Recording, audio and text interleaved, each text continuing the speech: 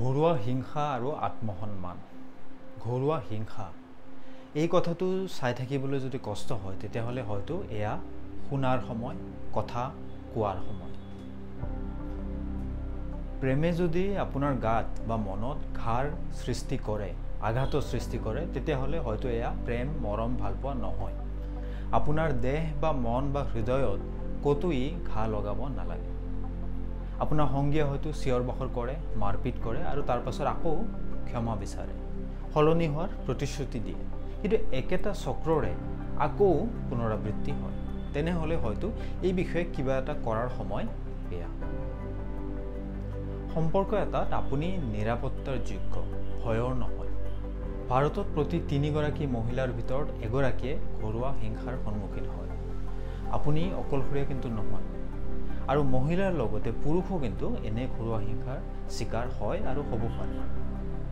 এয়া হৈছে বিষাক্ত প্ৰেম, আৰু এনে তথাকথিত প্ৰেমৰ ক্ষেত্ৰত আপুনি এনেধৰণৰ কথাবোৰ শুনিবলৈ পাব পাৰে। মোৰ অবিহনে তুমি একোৱেই নহয়। তোমাক আন কোনো মানুহেই নিবিচাৰে। আপুনি যেতিয়া ক'ৰবাৰ বাহিৰৰ পৰা ঘৰলৈ ঘূৰি আহে, তেতিয়া যদি আপোনাৰ ভিতৰত ধপধপাই উঠে, ষ্ট্ৰেছ হয়, তেতিয়াহ'লে হয়তো সেয়া প্ৰেম নহয়। সেয়া আপুনি নিজকে বচাবলৈ ছাৰ্ভাইভেল মোড অন কৰি লৈছে। আপুনি এনে সম্পৰ্কবোৰত নানা ধৰণৰ মিছা কথা শুনিবলৈ পাব, কিন্তু মনত ৰাখিব যে তেনে মানুহে আপোনাৰ মনত ৰোপণ কৰা মিছা কথাতকৈ আপুনি কিন্তু বেছি শক্তিশালী। তেওঁলোকৰ বিচৰা ক্ষমাতকৈ আপোনাৰ জীৱনৰ মূল্য কিন্তু বহুত বেছি। তেনে অৱস্থাত আঁতৰি যোৱাটো আপোনাৰ বিফলতা নহয়, এয়া হয়তো আপোনাৰ বাবে স্বাধীনতা। ডাঙৰ আৰু উগ্ৰ আনৰ মাতৰ বাবে ভয় নাখাব। আপুনি পাহৰি নাযাব যে আপোনাৰ মাতটো এতিয়াও আছে। আপুনি মাত্ৰ কথা ক'বলৈ আৰম্ভ কৰিব লাগিব। দৰকাৰৰ সময়ত তেনে হেল্পলাইন নম্বৰ বা NGOৰ সৈতে যোগাযোগ কৰিব লগা হ'লে সেয়া কৰিবলৈ চিন্তা নকৰিব। মনে মনে নাথাকিব।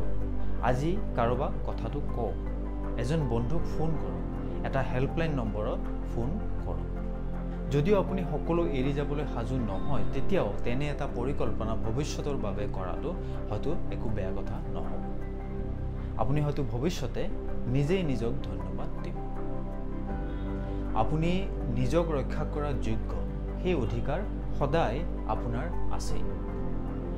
যাৰ শুনাৰ আৱশ্যক আছে তেনেকুৱা কোনোবা এজনৰ লগত এই কথাখিনি শ্বেয়াৰ কৰক। আপুনি সন্মানৰ যোগ্য, আপোনাৰ অধিকাৰ আছে আৰু আপোনাৰ মাতষাৰ এতিয়াও আছে।